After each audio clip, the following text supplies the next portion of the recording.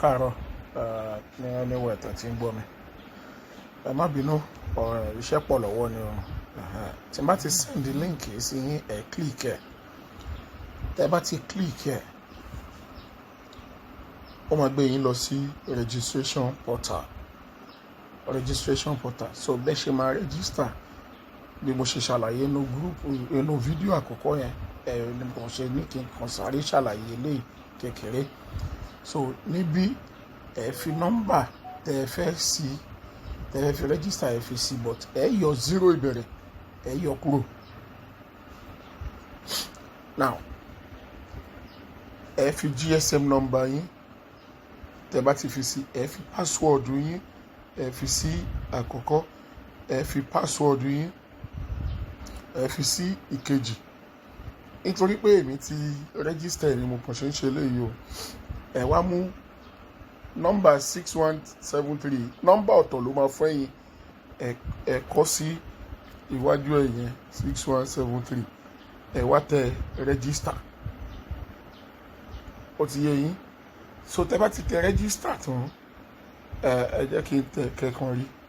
Ṣẹ̀rí pé ó ní phone number has been registered. So tẹ́ bá ti tẹ register tán, á gbé wá báyìí. Ẹ wá padà wá tẹ go to login tó wà nísàlẹ̀ yìí, go to login. Ẹ wá tẹ nọ́mbà tẹ́ fi register yẹn àti password yín tẹ́ lò, ẹ wá tẹ login now.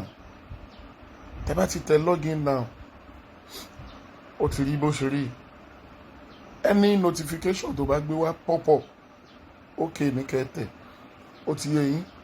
Now ẹ fẹ́ deposit owó, ẹ wo make deposit tó wà lọ́wọ́ òsì, ẹ tẹ make deposit lọ́wọ́ òsì lókè. Ẹ filẹ̀ kó load, á gbé gbogbo owó iye tẹ́ bá fẹ́ ṣe, á gbé jáde. Ẹ gbọ́ mi dáadáa o, má ṣe mistake o. Iye tẹ́ bá fẹ́ ṣe tó bá jẹ́ 3000 ní, ẹ tẹ 3000. Tó bá ti gbé 3000 wá, ẹ ti rí, ó ti gbé 3000 wá, ẹ scroll lọ, kẹ́ sún sókè díẹ̀, ẹ tẹ deposit now. Deposit now yẹn, ẹ filẹ̀ kó load. Tó bá ti load tán, ẹ ti rí, ó ti gbé orúkọ àti account tẹ́ máa sanwó sí, ó ti gbé wá. Ọ̀tọ̀ ni o, ọ̀tọ̀ ni èyí tó máa gbé wá fóníkálukú o. Irú yìí ń sìn tèmi tó ní kébì sanwó sí ni o. Ẹ gbọ́dọ̀ close ẹ̀ títí tí ẹ máa fi san owó. Ẹ gbọ́dọ̀ close ẹ̀, ó mì pé ẹ máa minimize ẹ̀.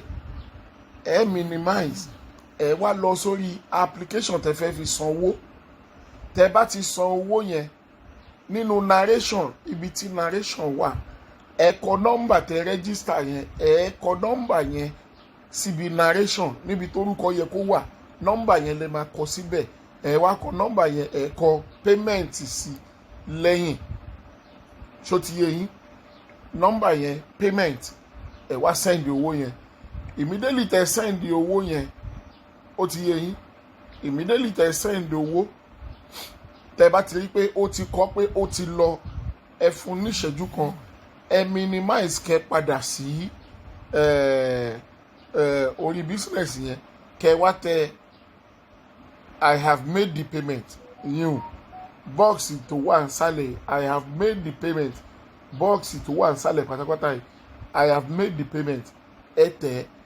Ó ṣeé ṣe kó wá béèrè lọ́wọ́ yín pé orúkọ tó wà ní bank account tẹ́ fi send ẹ̀. Èyí tó máa kọ́ béèrè nípa ní first name. First name yẹn ní orúkọ yín. Last name box yẹn, ìyẹn ní surname yín. Ó ti yé yín. Tẹ́ bá ti wá ṣe, ẹ submit ẹ̀. Tó bá ti kọ pé successful, ẹ wá padà sínú sí orí bí. Tẹ́ bá wo ibi tí my account wà lẹ́yìn abẹ́ make deposit yìí, ẹ rí pé 900 ti wà ńbẹ̀ nú tèmi. Ó ti yé yín. Ó máa gbé 1100 naira síbẹ̀ fún yín. Á dẹ̀ ti áàdì iye tẹ́ fi síbẹ̀, á ti áàdì ẹ̀ mọ́ fún yín. Ṣó ti yé yín?